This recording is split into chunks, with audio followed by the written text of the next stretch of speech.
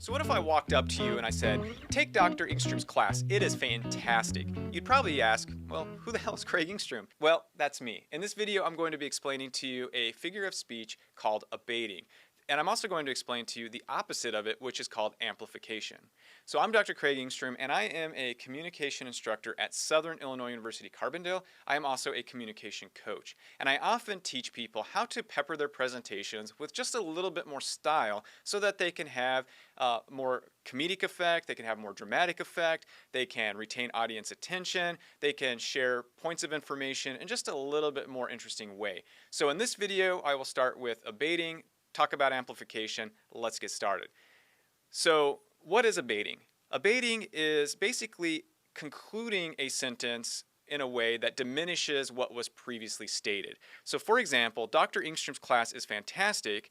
Too bad passing it is just a fantasy. The second statement diminishes the first. So as you can see here, this could be used for comedic effect if it's clear that the intent is to kind of joke about Dr. Ingstrom's class, or it could be actual sarcasm, like don't ever take his class. So you really have to be careful with your tone when using this, obviously.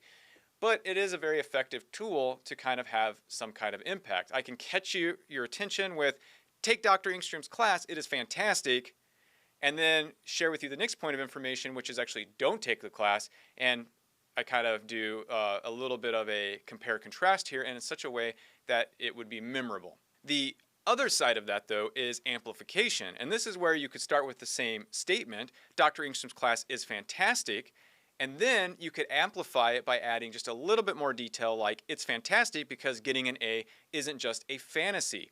And of course, you would be probably saying this to a specific audience, in this case, probably students who are motivated often by trying to have maybe an easy class or something. And so obviously, this would be a helpful statement that adds on to the original statement.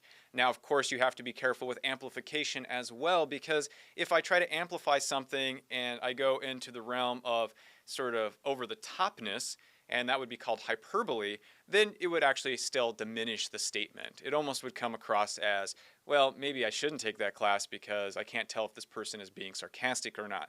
So those are just two figures of speech that I wanted to cover in this video. I'm going to be doing a series called Figuratively Speaking. I'm also going to be covering a lot more public speaking tips because this is crafting communication competence, and I want to be sure that you are improving the effectiveness of your communication, especially in public speaking scenarios. Okay, so for those of you that might already be into figures of speech, you might have noticed that I had two other figures of speech embedded in the example for the amplification. Did you catch what those were? If you think you know the answer or you're interested in knowing what the answer is, hit that like button right now, and I'll be sure to be able to share that with you. Well, in fact, I probably should just share it with you now since you're still watching, but I will hope that you will subscribe to the channel or even hit the notification bell or follow me on LinkedIn so you can get more advice just like this one. So what are the two figures of speech that I also added into the example? Well, if you see, I said Dr. Ingstrom's class was fantastic. It's fantastic because, and what I just used there is what's called diacope.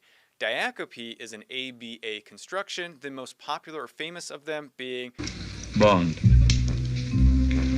James Bond. In this case, I have fantastic A, followed by it is, B, fantastic, A. So fantastic, it is, fantastic, ABA.